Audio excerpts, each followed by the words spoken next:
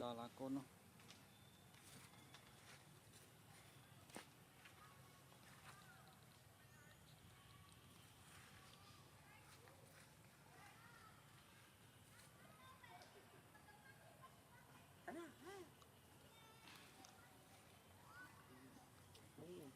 thời nào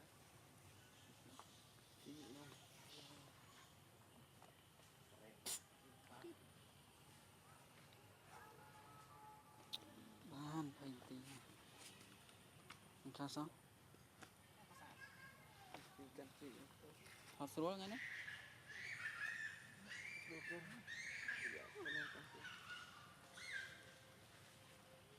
rồi ngay cam phép cho nó này đi lên này tôi tập thấy anh problem tô tia nhờ thằng nó bẹ xa lên luôn á yếu khởi nhá mà bố để ơi phần kết thoát kết chặt một cái nó to dùng mình đã lên nó muốn thông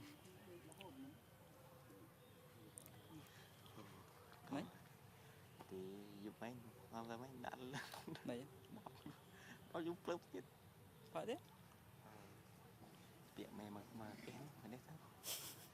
mày chi đó anh ta phải tiết cho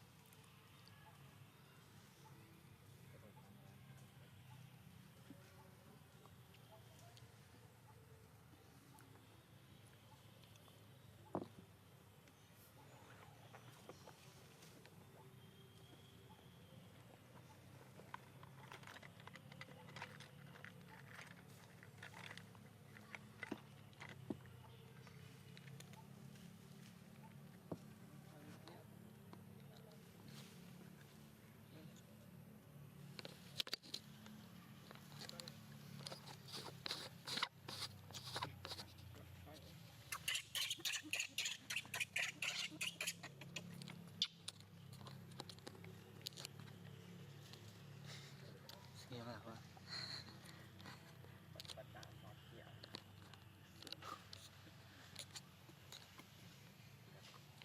tầng mẹ này trai bạn trong đó đây to cho phân thân nào á tao tiệt bạn dạ mình đi anh cho mặt ban thêm rồi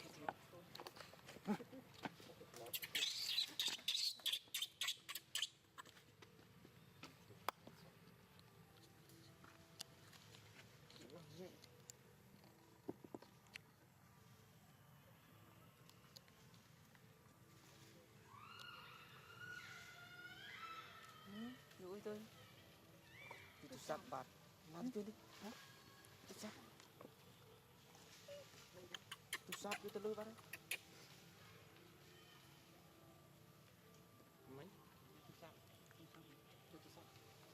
ôi dầm tôi tôi từ lôi bạn dưới đấy đây sao không mấy đấy bóng sao tại nhập tại đây luôn nạp hay chui đấy cái này chui đi cái này chăm bong con ba mà Krypton chăm bong thì chui tàu là pin nhỉ tràn tay này cho bị chiêu vô ngận tập bờ tôm này anh thì bán lị bán cả tròn tràn tay cái yên kì ọt phải dối chỉ mà bán chưa yên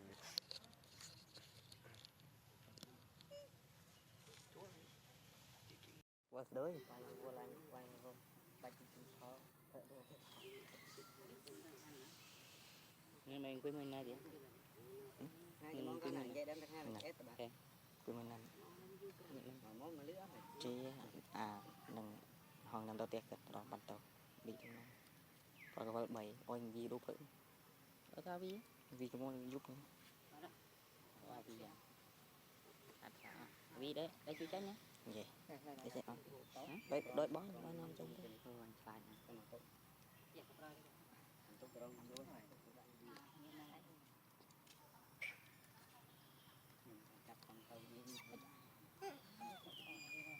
Mẹ đang liền con chọc đấy mà theo ăn muốn bắt rồi. em này lại chai thôi đi siêu căng thẳng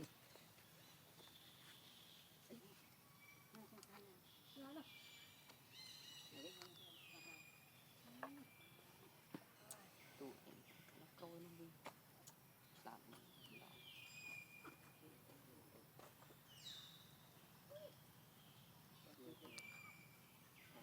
Cái tim máy này. bảy Chạy thịt chay à, hơi chạy chả xăng.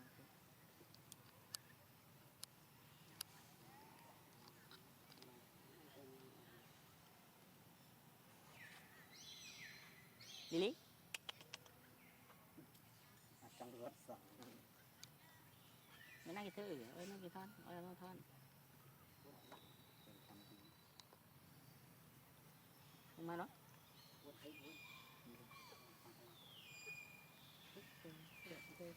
giật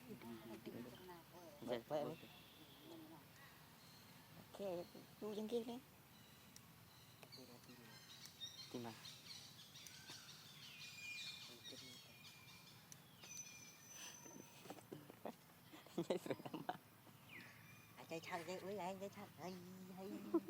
hay hay hay đã sana ba đây luôn tân cô thì cái vợ lui đã cái trên đây thế đắt lắm sao tha đây đợi là chơi sự cái tịnh bom tịnh cuối khát bài ngay tầm tê luôn dùng giúp bọn giật tàu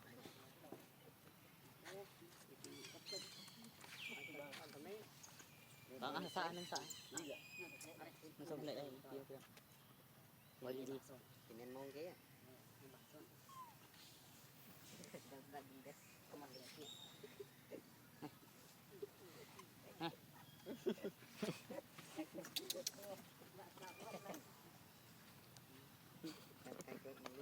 ok thật